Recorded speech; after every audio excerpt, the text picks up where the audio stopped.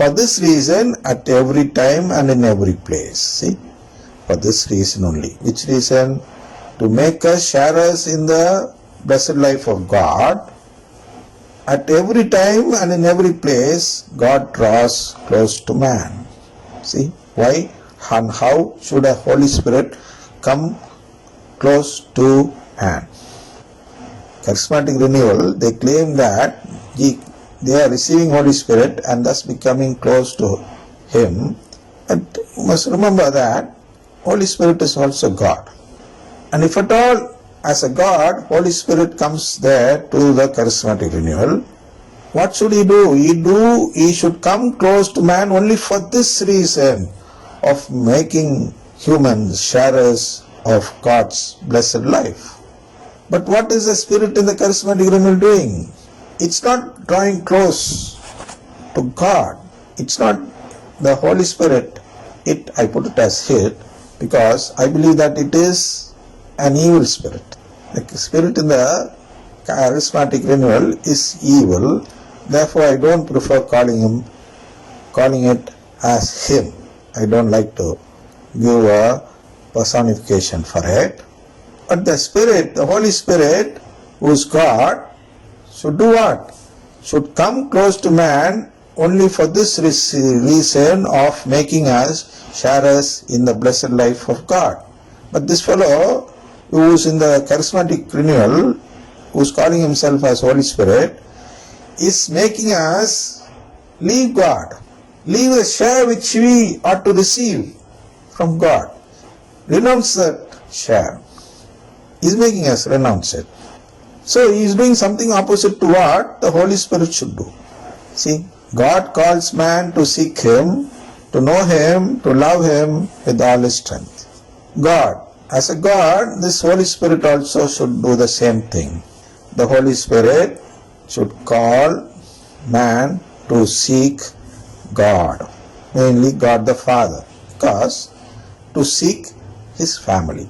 Here, this charismatic spirit, evil spirit, says that God is not your father. He is not going to adopt you. That's what he is telling. And by that he is also telling that there is no family of God in heaven. So it's all signs of evil spirit. He calls man to seek Him, to know Him, to love Him with all his strength. So, to know Him, what does that mean? To know the plan of God. To know that God is going to share His divinity with us. He should teach us that one.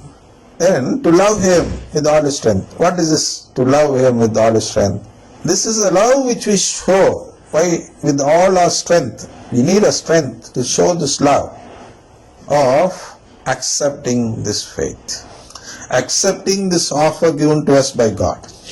If we don't accept what God offers us, then how can we say that we love Him?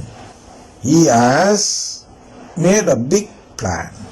The plan of creating man and then to make him share in His own blessed life. This is something great. But we insult God by saying that this is not great, I don't accept this offer of yours. Then would it mean that we love God? Loving is something that we like. We say love only when we like something. Instead of using the word like, you use the word love. That implies that when you like something more than what it should be, or more than enough, or something overwhelming passion, then we call it love. So, we should seek to get this filial adoption from God by using all our strength. But here the people are so weak that they go after charismas. In the fathers, bishops, cardinals, and so on. They are so weak and they are getting tempted by Satan. These are things used by Satan to tempt us. Charismas, or the gifts of the Holy Spirit, are things used by Satan to tempt us and call us out of this faith which should believe in the filial adoption by God, a divine filiation, the divine family, the family of God, and so on it goes.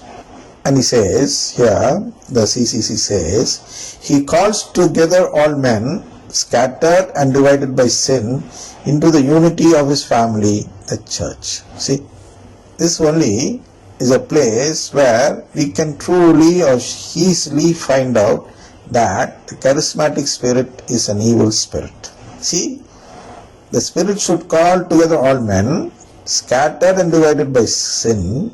Of course, they are scattered or divided by some sort of an act, which we call it as sin. And he should call these people who are not within the family of the church. They should be called into the unity of his family, the church. The church here means the Roman Catholic Church, the church which believes in filial adoption. It's not the other church because they don't believe in filial adoption, first of all. Second, they don't have rights in the worship. They don't have worship rights which would make us become sharers of or the partakers of the divine nature of God. They don't have any worshipping rights in other churches. Only in the Roman Catholic Church we have this right, which is called the daily Mass, the Holy Eucharist, the celebration of the Holy Eucharist, we call it. This celebration does not in any way aim at glorifying God. Instead, it aims at loving God.